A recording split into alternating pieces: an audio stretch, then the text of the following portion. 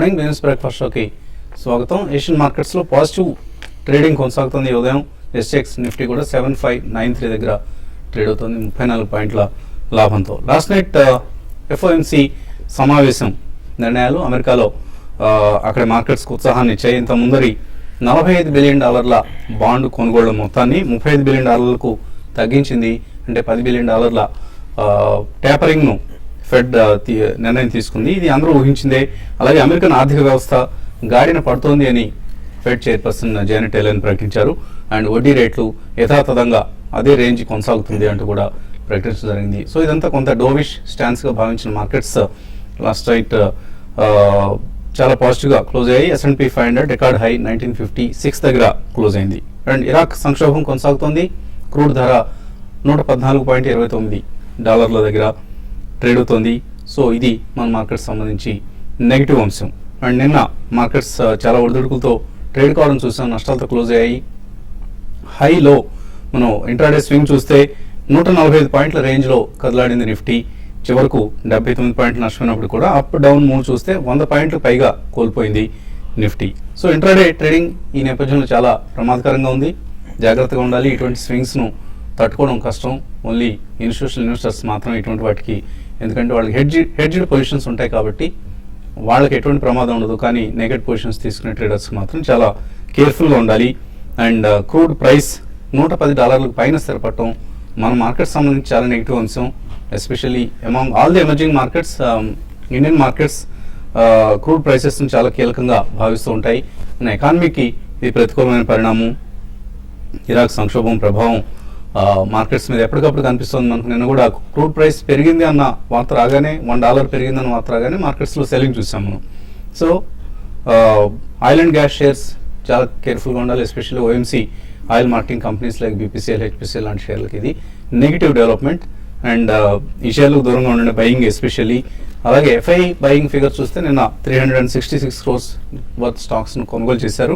Domestic institutional investors $318 కోట్ల worth షేర్స్ను కొనుగోలు చేశారు. సో క్రూడ్ ధరల గమనాన్ని కీలకంగా భావించాలి. ఈ గమనాన్ని ఎప్పటికప్పుడు చూస్తూ ఉండాలి. అలాగే ఇరాక్లో వైమానిక దాడులు జరపాల్సిందిగా అమెరికాను స్వయంగా ఇరాకీ ప్రభుత్వం ఆహ్వానించింది. సో ఇది రాబోయే రోజుల్లో ఎటువంటి పరిణామాలకు దారితీస్తుంది, ఏదైనా ఆయిల్ సప్లైస్ మీద ప్రభావం చూపిస్తుందా? ప్రస్తుతానికైతే కొంత బ్రెంట్ క్రూడ్ ధరలు పెరిగినప్పటికీ కూడా మనకు క్రూడ్ సప్లై అయితే ఎటువంటి ఇంకా డిస్ట్రప్షన్స్ లేవు. ఒకవేళ అదే జరిగితే $120 క్రూడ్ పెరిగే అవకాశం ఉంది. సో ఈ అంశాన్ని జాగ్రత్తగా గమనించండి. అండ్ లాస్ట్ 1 monthలో చూసినా కూడా మనకి ఇప్పటికి కూడా సెన్సెక్స్ నిఫ్టీలు లాభాన్ని ఇస్తున్నాయి. మేబీ 7500 లెవెల్ నిలబెట్టుకోవడం కీలకం అవుతుంది నిఫ్టీకి సంబంధించి. ఆఫ్కోర్స్ స్టాక్ స్పెసిఫిక్ యాక్షన్ కొనసాగుతూ ఉంటుంది. బై అండ్ డిక్లైన్స్, వాల్యూ ఉన్న స్టాక్స్ను, ఫండమెంటల్ స్ట్రాంగ్గా ఉన్న స్టాక్స్ను కొంటూ ఉండండి. ఇటువంటి డిక్లైన్స్ డిప్స్ వచ్చినప్పుడే బయింగ్ ఆపర్చునిటీ దొరుకుతుంది. మామూలుగా మనం మార్కెట్ ర్యాలీ ఉన్నప్పుడు కొంటూ ఉంటాం, అది కరెక్ట్ పద్ధతి కాదు. ఇటువంటి డిప్స్ డిక్లైన్స్ వచ్చినప్పుడే ధైర్యం చేసి కొనుగోలు చేస్తే మనం ఇంతకుముందు అనుకుంటున్నట్లే we're in a long term bull market. Maybe టెంపరీగా బుల్ రన్కు అప్పుడప్పుడు బ్రేక్స్ పడుతూ ఉంటాయి ప్రస్తుతం చూస్తున్న పరిస్థితి లాగా. Otherwise this bull market will continue for the next 2 to 3 years. Market పరిస్థితి గురించి మాట్లాడేందుకు కొంత అనలిస్ట్ సిద్ధంగా ఉన్నారు. సో నిన్న నష్టాలు చూసాం. ఇవాళ మార్నింగ్ ఒక పాజిటివ్ ఓపెనింగ్ ఇండికేట్ చేస్తుంది SGX నిఫ్టీ డేటా చూస్తే. ఈ పాజిటివ్ ఓపెనింగ్ ట్రేడర్స్ ఎట్లా ఉపయోగించుకోవాలి? ట్రేడింగ్ పాయింట్ ఆఫ్ వ్యూలో చూస్తే కనుక ట్రేడర్స్ కానీ, ఇంట్రాడే కానీ, పొజిషన్ ట్రేడర్స్ కానీ ఒక పాయింట్ గుర్తుపెట్టుకోవాలి. మార్కెట్ లాస్ట్ 1 or 2 weeks గా చూస్తే కనుక ఒక సైడ్ వేస్ రేంజ్ లో ఉంది. 7700 దగ్గర ఒక మేజర్ రెసిస్టెన్స్, 7500 దగ్గర ఒక మేజర్ బాటమ్, మేజర్ సపోర్ట్ ఏర్పడింది. సో ఈ రెండింటి లెవెల్స్ మధ్య మార్కెట్ ఊగిసలాడుతోంది. ఈ రెండింటి లెవెల్స్ ని ఏదో ఒక దాన్ని బ్రేక్అవుట్ చేస్తే కనుక ఆ డైరెక్షన్, ఆ దిశగా వెళ్ళే అవకాశం కనిపిస్తుంది. ఇవాళ ఓపెనింగ్ పాజిటివ్ కాబట్టి ఇవాళ మార్కెట్ బహుశా రెండోసారి 7600 ఒకసారి పరీక్షించే అవకాశం ఉంది. అక్కడ ఇంట్రాడే ఫస్ట్ హాఫ్ అంతా కూడా ఒక కన్సాలేషన్ కానీ, అక్కడ ఒక మైనర్ అప్ ట్రెండ్కి ఒక పాస్ పడే అవకాశం కనిపిస్తుంది. ఒకవేళ 7600 పైన కనుక మళ్ళీ మార్కెట్ బాగా స్థిరంగా క్లోజ్ అయింది మటుకు లాంగ్ పొజిషన్ తీసుకోవచ్చు. జస్ట్ 20 points కింద స్టాప్ లాస్ పెట్టవచ్చు. షార్ట్ పొజిషన్ తీసుకోవడం మటుకు చాలా డేంజర్ ఇంట్రాడే కూడా. ఒకవేళ కనుక బాగా రిస్క్ తీసుకునే వాళ్ళు కనుక 7600 దగ్గర కనుక మార్కెట్ చాలాసేపు ట్రేడ్ అయ్యి దానిపైన విప్లవం అయ్యి దాని కిందే ట్రేడ్ అవుతాయి కనుక అప్పుడు కొంచెం రిస్క్ తీసుకొని షార్ట్ పొజిషన్ తీసుకొని ఇంట్రాడేకి 20 పాయింట్స్ పైన రెసిస్టెన్స్ పైన 7,600 పైన స్టాప్ లాస్ అనేది పెట్టచ్చు. So on the whole market కన్సాలిడేషన్లోనే ఉంది. అలాగే ఇక ఫ్యూచర్ ట్రేడర్స్ వస్తే మటుకు మార్కెట్ ఇంకా మేజర్ ట్రెండ్ ఇంకా పాజిటివ్గానే ఉంది, బులిష్గానే ఉంది. ఎందుకంటే 7,500 ఏదైతే మేజర్ సపోర్ట్ చెప్పుకుంటామో ఆ లెవెల్ పైన గత 3 రోజులుగా 4 రోజులుగా పడి కూడా దానిపై నిలబడుతుంది. కాబట్టి సపోర్ట్ మద్దతు బ్రేక్ కాలేదు కాబట్టి మార్కెట్ ఇంకా పాజిటివ్ అని చెప్పొచ్చు. ఒకవేళ ఇవాళ బ్రేక్ అయ్యే అవకాశం కనిపించట్లేదు. ఒకవేళ కనుక ఏదైనా కారణాల వల్ల బ్రేక్ అయిందంటే కనుక 7,500 మద్దతు, అప్పుడు షార్ట్ టర్మ్ కరెక్షన్ బిగిన్ అయినట్టు, షార్ట్ టర్మ్ ట్రెండ్ కొంచెం వీక్ అయినట్టు. అప్పుడు 7500 కింద బ్రేక్ అవుతే ఫ్యూచర్స్లో ఉన్న లాంగ్ పొజిషన్ కట్ చేసి రిస్క్ తీసుకునే వాళ్ళు షార్ట్ పొజిషన్ తీసుకొని జస్ట్ 50 పాయింట్స్ పైన స్టాప్ లాస్ పెట్టచ్చు. So on the whole market consolidation, ఇవాళ కూడా market positive to consolidation bias గానే ఉండే అవకాశం ఎక్కువ కనిపిస్తుంది. సో ట్రేడర్స్కి ఎటువంటి సలహా ఇస్తారు? ట్రేడర్స్ కంటే లాస్ట్ 2 రోజులుగా మనం చూస్తామంటే వోలటాలిటీ అనేది మార్కెట్లో 2 రోజులని కాదు ఒక 1 వీక్ నుంచి బాగా పెరగడం చూసాము.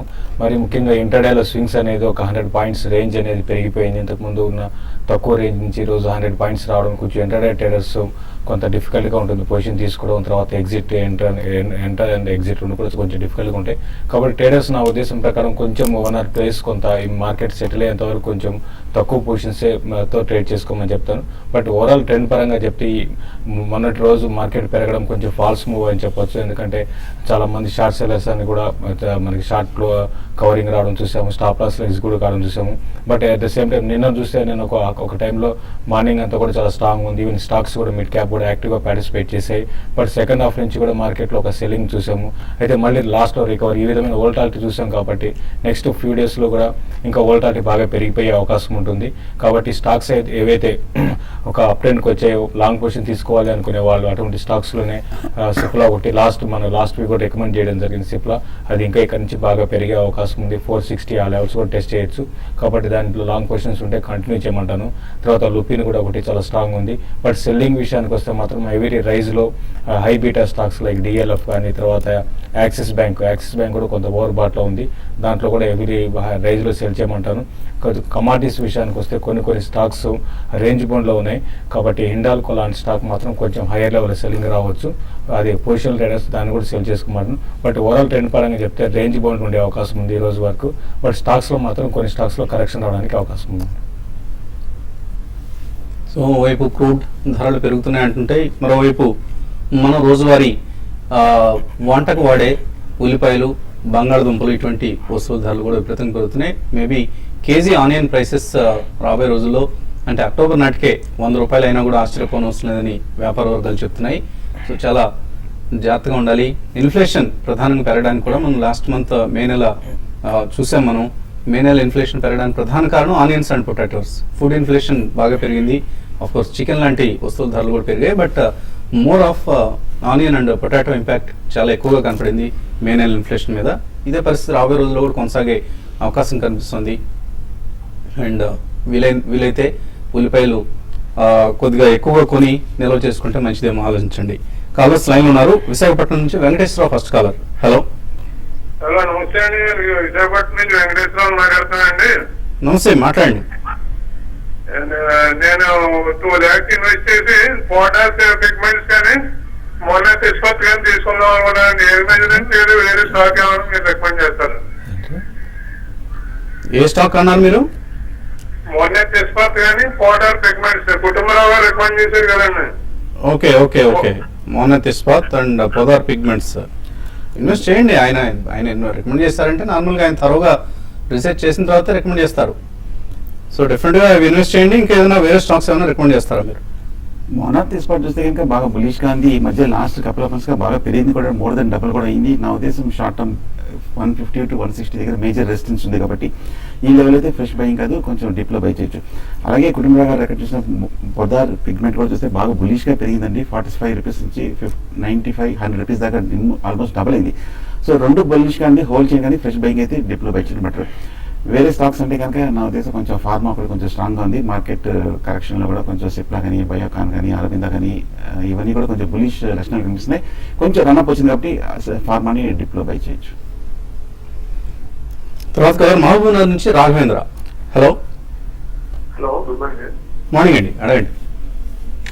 DB రియాలిటీ గురించి, DB రియాలిటీ హోల్డ్ చేశాక డీబీ రియాలిటీ ఏ రేట్లో కొన్నారు?